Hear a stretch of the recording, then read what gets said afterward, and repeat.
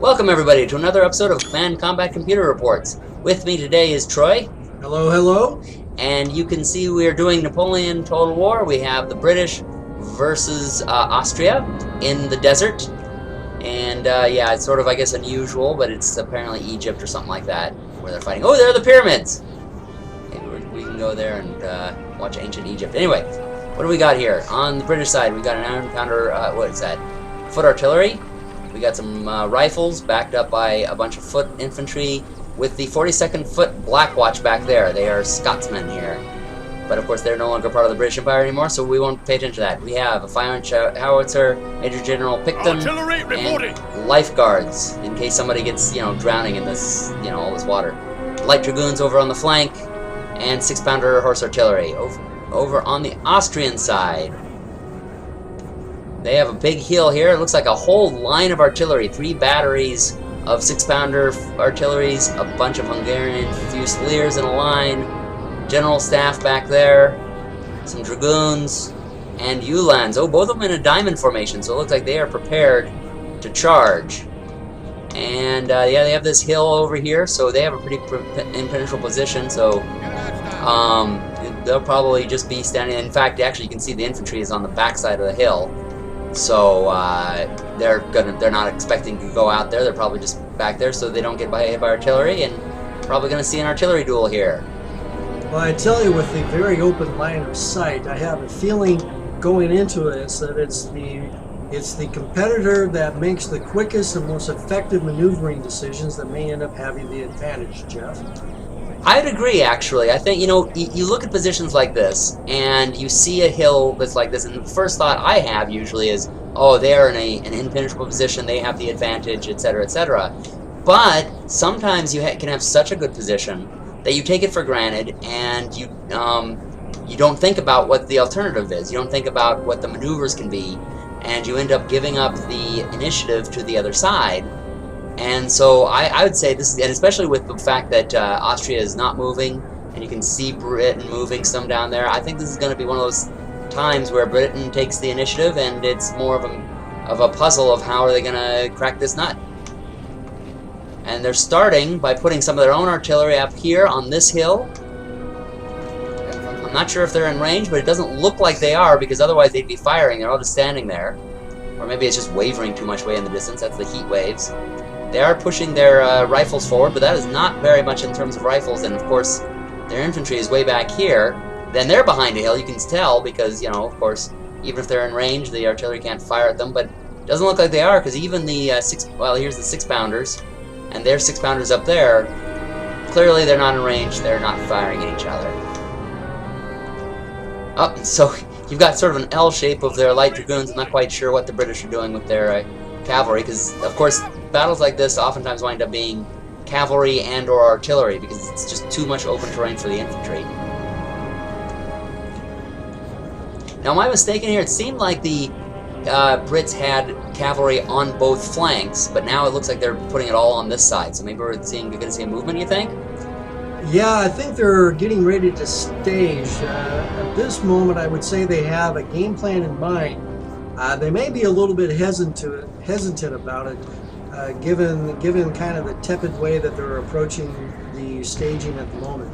And we see some fire going on up here. It looks like maybe the rifles have perhaps gotten into range, although they're below that hill and they're kneeling down, so they are not going to get hit by anything. Maybe that would be actually a good thing for them to do, is to draw that fire out and maybe make the Austrian artillery use up all their ammo. And whoever's camping here is kind of screwed.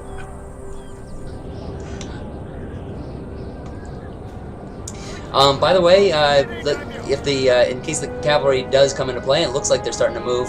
You can tell which one is light and heavy by when they have this filled in white there. That means they're heavy cav.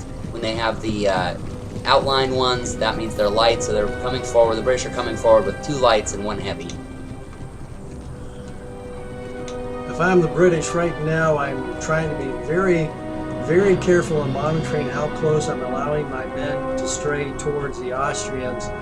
At this point, before you get into position for a good flanking or rear maneuver on the Austrians, my biggest concern, I think, at the moment would be straying into range of those cannons. I think so too. I think it's probably why they're moving slowly and not running. Now notice they've actually started to pull up their artillery here. Their horse artillery, which can be run, can be done fast, and it looks like they're leaving one of them behind, so they're going to lose one of their pieces of artillery. It was probably hit by a long-range artillery shell of the enemy. And it's a 6-pounder, so it should, so essentially they're the same range as the ones up there. So they actually, if whatever they do there will be also fired on by the enemy. So it looks like they're going to go up there with the cavalry, and they're slowly making their way up through the woods. Now, Jeff, I am curious, would you be more inclined to do a mad rush towards the Austrians or try and do a phased-in approach and hope that you catch them off guard? I tend to be more cautious. I'm a big defense player. I'm the kind of person who usually, unfortunately, would be caught up there. I can tell you that the lesson I learned about staying back and holding back and being attacked from all the different directions, that comes from personal experience. There are a lot of times where I got comfortable where I was and my opponent came up and hit me from a lot of places. I've learned my lesson, but I do make that mistake from time to time. As the attacker, though, I'd probably first be, turtling back, holding back, trying to hit them from range, and then when I found that didn't work, I would do whatever I could to try to go far around the sides and avoid that artillery, which is basically what they're doing. I mean, cavalry usually, you want to be out in the open, but it looks like here they're going in the woods where they're not usually as strong, but also that way they're not going to get hit by their artillery. They're probably out of sight of them, and they have this nice hill in the way. And if they go far enough around, I mean, look at the artillery here is all perfectly lined up to come from the front, but if they come from the side, rather than having 3 batteries of artillery, they're going to have just the ones facing. And now it looks like they're bringing out that cavalry that was in the diamond formations you remember. They have 2 heavy cav and 1 light. So they would be outnumbering, or they'd be outgunning the British cav. However, they're splitting it. They have the heavy cav here going after, looks like maybe these guys, or they're going to go around it, I'm not quite sure. But the British rifles are going to be cautious and pull back. Well, meanwhile, the other 2 are going over here. They might have hoped that they were going to catch the British unaware, that the British commander would be so focused on his flanking maneuver that he's trying to set up that he would forget about his infantry, but that doesn't appear to have worked for them. Now it'll be interesting to see how committed the Austrians are to this initial attack. It looks like they've stopped, and meanwhile the British have pulled up here. They must have run that artillery while we weren't looking, because they're up there very quickly, and their cavalry, they kind of got stuck over here. They're a little bit, this would be probably the best time for the Austrians to attack, because they're all kind of clumped up. But they are on the hill, on the flank. The Austrians clearly know about it, and apparently they're getting hit by some long-range artillery here, because their morale, you can see that orange thing on the top, is the morale, and you can see some of the results of them being dead there. Oh, yeah, you can see their artillery, so yeah, they're getting hit. So they're going to run over here with these guys. I find it interesting, they're attacking that one separate unit of heavy cavalry, and not going for the large cluster. Well, now they're going to make it a real easy target for them altogether. Yeah, well, I think before it was the artillery from over there, but now, of course, that horse artillery is set up. That's the good thing about horse artillery. You can really rush it up there. And so apparently they've gotten into place, run up there very quickly, and now they are... That was a nasty hit right there. Yeah, they are getting that cavalry. The Austrians actually, in my opinion, are a little bit lucky. The British commander doesn't quite have his artillery on point. If he had done a little bit of better job right there when he first started firing, I think it would be pretty devastating. Yeah, well, that can be the disadvantage of horse cav too, is that it's oftentimes a little lighter than usual. So, but look at that, now they are getting them as they're coming up, but the Austrians have enough, they may be able to hit them, they are hitting with everything. It's going to be 2 heavies and a light, and their commander is coming up, so they're going to be able to add to the morale. The British may not have enough, they're just bringing in 2 lights, but they're going to have 2 lights on 1 for a little while here. Let's see how it goes. Oh, now they're just bringing in everything.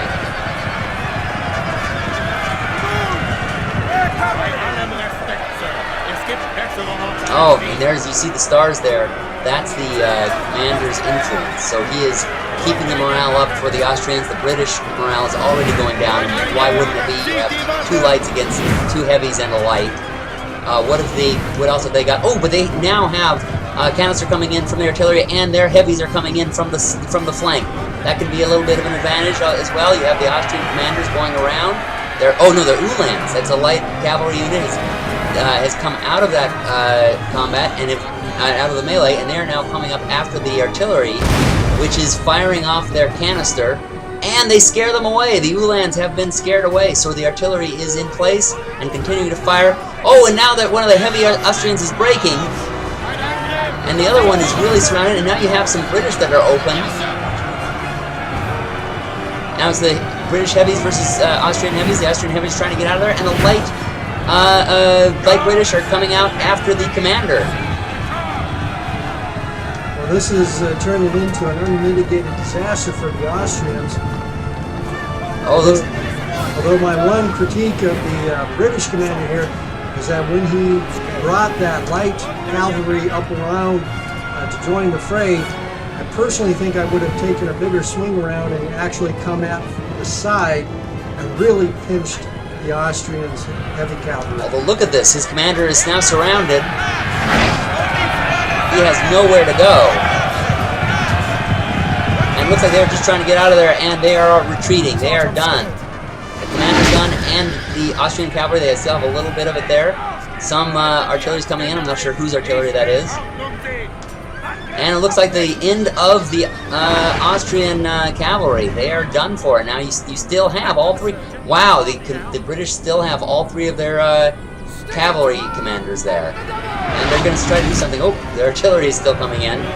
Doing a little friendly fire there. And now they're just going to go ahead and go after the Austrians there. They feel like they have enough power to do it. Well, if this light cavalry can take out the Austrians' artillery to any degree, I will call it right now and say it's pretty much all she wrote for the Austrians. That really was, because that really is their one strong point, is that majorly strong position of their artillery up there on that hill.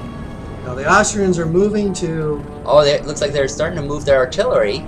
Oh, no, they just turned it towards them. Oh, and the infantry is starting to move up. And that is one problem. The cavalry just really is not going to be able to do much against the infantry, and you can see by their morale. Their morale went way down. They did not like the look of all that infantry coming at them. So they are pulling back.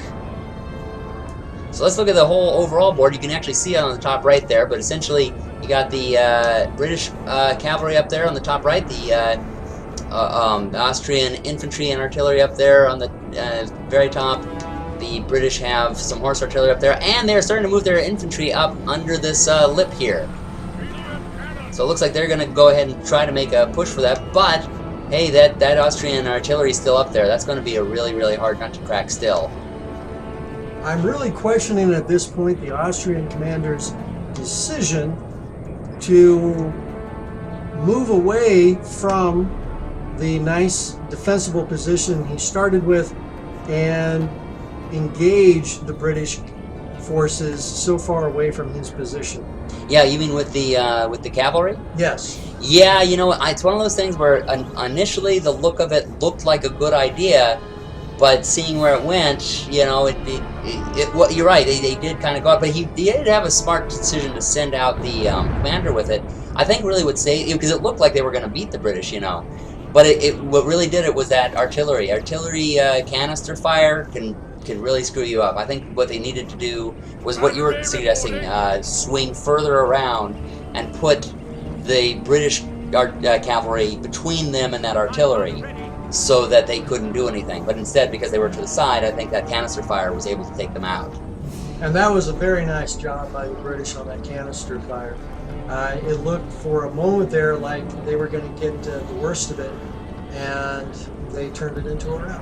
Yeah, that was a really, you know, oh, hey, and it looks like they are moving their horse artillery further up the flank, keeping the cavalry up there in front of them to screen their movement. We'll have to see if this works, but if it works, they've got a full enfilade on those on that Austrian, the Austrian infantry and artillery. And I also saw some of their artillery moving, the British artillery moving down further below, so... And we have, as of yet, I don't think we've seen the Austrians make any attempt to rearrange their artillery. Nope. And I think the thing, their theory is they really believe that British infantry... Oh, there we go, now they're starting to move their artillery. But that can move very, very slow. Sometimes the artillery can move slow. But I think they really believe that British infantry is going to make that move. And they're keeping themselves ready, and they have the infantry ready for them, although they now have moved to intercept the threat of the cavalry. It's like I say, this is a mistake I used to oftentimes make. I would get myself comfortable in a position, set up, and be there ready. Oh, it looks like the British horse artillery is beginning to fire. And that can be a mistake. When you don't take the initiative, you can have such a good position that you rely completely on it, and you get lulled into just staying where you are and not maneuvering like you need to. And that can be your downfall. So they're moving the artillery into position. The infantry is getting out of there because they're not doing any good and they're just being targets. The British infantry looks like they are staying put still because they know that the artillery is there. They're probably going to try to get rid of some of that artillery before they move up. Yeah, and honestly, I think the Austrians have waited too long to limber up their artillery and move some in position on their flank there. Oh, I have to point out one thing real quick. Notice the one guy, he's a slacker. Wait for me, guys! Wait for me! I'm coming! Wait, okay, I guess I'll just do it. He's just going to walk out there himself in the lead. Anyway, I'm sorry, you were saying? Well, I think the Austrians' artillery looked like it may have just taken a couple hits. Oh yes, I guess I should look at that. I was just so fascinated by that one guy who was like, I'm going to take him on myself. Oh! Ooh. And here comes some light British cavalry coming up to gobble up that artillery. See, the Austrians have just, now that they have lost essentially all of their own cavalry, they're up, man. Yeah. They had no way to counter that. They didn't. They tried to bring up their infantry, and when your infantry is on the move, it's not going to be firing. This is not World War II. This is muskets, and so you can't be moving and firing. So while they were moving into position, that cavalry was able to come up, gobble up that artillery, and get out of there. It was a nice little raid. And now, it looks like with the infantry, either they're going to run to the enemy or they're going to get the spot, which might be their best move, because they'll be a little closer, but they'll be in this little dip away from the that artillery that just keeps hitting them. That's a boat, isn't it? This must have used to be a lake. Well, there is a river near. Is there? Oh, Yeah. That's true. The little thing called the Nile. Ah, so that's what it looks like. Yeah, this is like the LA River. This is what it looks like in LA, folks. A wonderful drought. Ooh. It looks like firing is going on down here. It looks like the 6-pounders are firing down here. Maybe they're moving out. Nope, they're still staying in that little ravine there. It looks like they're moving around. Maybe they're getting. It looks like they're getting some artillery into place, trying to get into range. They're going to try to maybe hit the Austrian from several different angles, maybe. And of course, yeah, you got the Austrians in that bowl, just like I was predicting. But are they going to come out and face that artillery? That might be difficult for them, especially with all that cavalry still in the way. Yeah, that little bowl there, what apparently was something of an oasis. If there was a defensive maneuver they could have made earlier, would be to take advantage of that. I think if it were me, Jeff, I would have moved some artillery into that and right up to the facing ridge of that bowl. And yeah, fire at the flank. Right. Yeah, that might have been a good move. Now, actually, it looks like, because you got the horse artillery now firing on them in the ravine, but that actually might just run the British out of ammo. That might not be a good move on the British part, because of the fact that, you know, taking pot shots at a target that really isn't likely to be hit. Yeah, and they're away from their supplies. Oh, but they're going to be on the move again. This artillery, this horse artillery, has really been maneuvering a lot in this game. Well, and here's the thing: now that the infantry has found that bowl, that oasis, the British really ultimately are not going to have any choice but to run right at it. Yeah, that's true. And that's one thing, though, is cavalry versus infantry. Usually the infantry wins. So that might not go good for the British. This could turn around if the British make a mistake. Looks like they're bringing somebody up. Oh, it's their general. General Picton is coming up to help the cavalry. So that's probably a sign that they're going to try to make an attack from the flank. However, this is interesting. They're moving more towards the front. They're moving their light cavalry and their horse artillery to the front, leaving the heavy cavalry maybe in the back, maybe to make a maneuver from there. Or sometimes, this is sometimes a good move that someone will do, is they'll leave that as a threat, forcing their opponent to counter with something a little bit stronger, so as to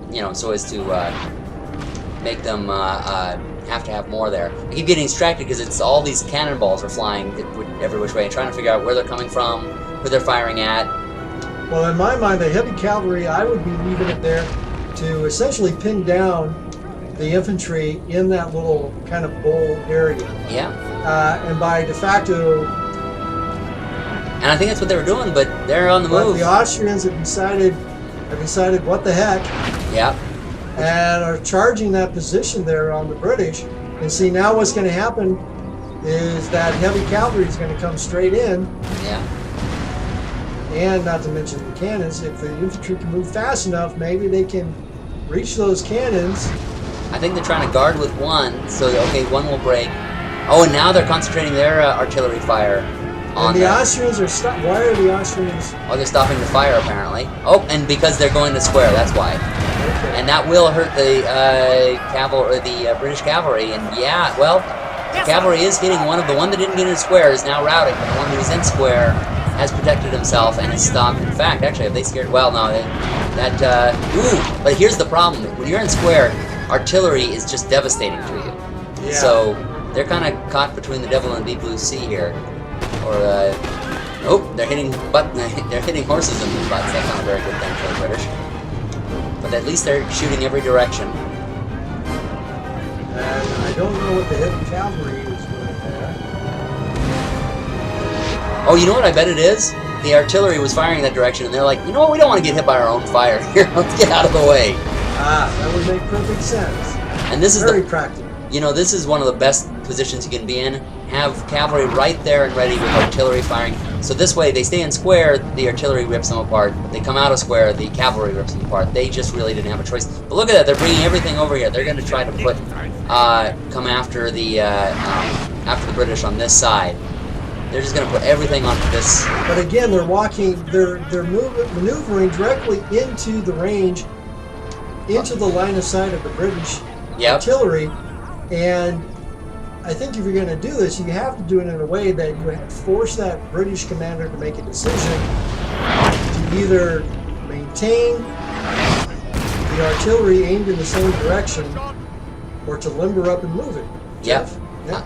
I agree. I mean, I think it's just too great of a distance for infantry here. Now, you do see that they're concentrating their artillery fire over here, but I don't think they maneuvered their artillery enough to bring it to bear. You can see that the British artillery is coming out. Now they've got everything in range, including their howitzers, and they're bringing their artillery here. It just isn't enough. However, they are starting to pick off the British artillery, and they have silenced the horse artillery. Well, although one crew is going in there to try to man one single gun. They are making... Ooh, and they're getting... Oh, yeah, and that's from that artillery that moved. Remember when we saw the British beginning to move their artillery? Yeah. They moved up that hill, and now they're bringing their infantry up there. The Austrian infantry is hurt enough that they might be able to take them on. And look at that, there's the British howitzers are now beginning to pummel the Austrian artillery. They may just send them away. Now they're getting hit by. Now the Austrians are getting hit by artillery and by rifle fire. These. Now in the back, you see the British making a move. Yeah, it looks like, what is this? This is light cavalry making a run right next to. Oh well, these guys. Okay, some weakened infantry. It might be just enough. Yep, it's going to be enough. You can see that they're the Austrian infantry. Yep, they break. And now there's going to be nothing between them and the artillery. What happened to their heavy cavalry? Our men are running, sir. Oh, they broke too. So, okay, so those cannons are secure.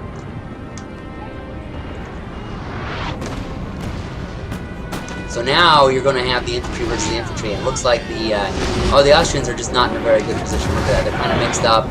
They're going to try to get into a position here. They're lining up. and they're going to just almost get surrounded here by the British. Yeah, let's see. Is there some behind them at the moment? Not really, but they do have the... oh, there you go. Yeah, you're right. Oh, and now they're bringing in the howitzers. They're just breaking up their lines. And the firing is coming in, but there's just so much from the British. And the British cavalry is coming around behind them.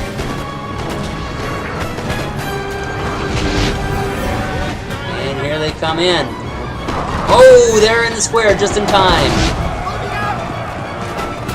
Some of the British cavalrymen go in there anyway and get captured, looks like, while the rest pull back. But now that is going to be bad for the Austrians getting hit by artillery. Oh, but they've learned... oh, there we go. They're staying in square and they're getting hit by that artillery. That is just the worst position to be in when you have to choose between cavalry and artillery, because either way, you're just going to get hit. And now it looks like Major General Picton is just going to go in there too. Oh, no, he's going to just go right past them. Our general is under attack. Oh, that scared the Ottomans enough. I guess Picton is that ugly. Scared them away. And, oh, look at that hit. That was from that, wow. that 6-pounder. That really put a hole in them. But they need a lot of those, and it looks like the cavalry is finally going to make their move on the artillery. Oh, it looks like Picton suddenly realized he's not a cavalry officer, or he's not a cavalry unit. He is a general, so he's getting out of there, just making his circle around the Austrian infantry. And here comes the cavalry. This is pretty much all she wrote, I'm afraid. Yeah.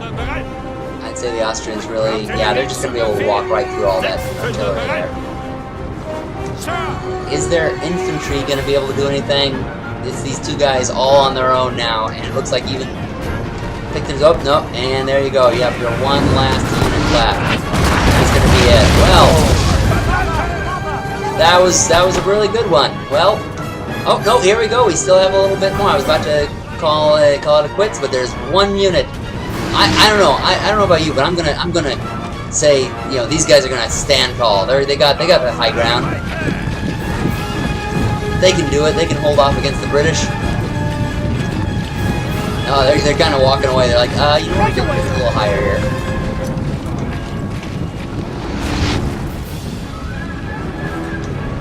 Alright, well, I guess this is the last round. So we're watching Big Bill as we kind of draw out a bit here. Well, thank you all for watching. Be sure to subscribe. Watch many of our videos. We've been doing a lot of Total War lately, and from me and Troy up here, thanks for watching, and happy gaming, everybody.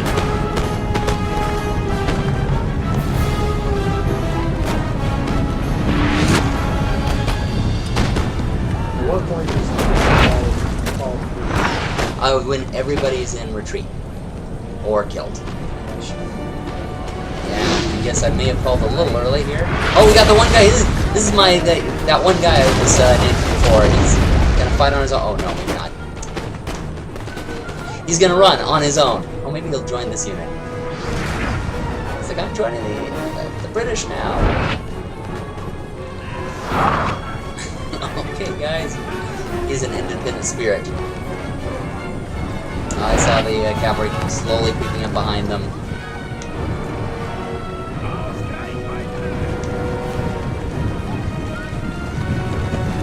Now I'll get a good long shot here.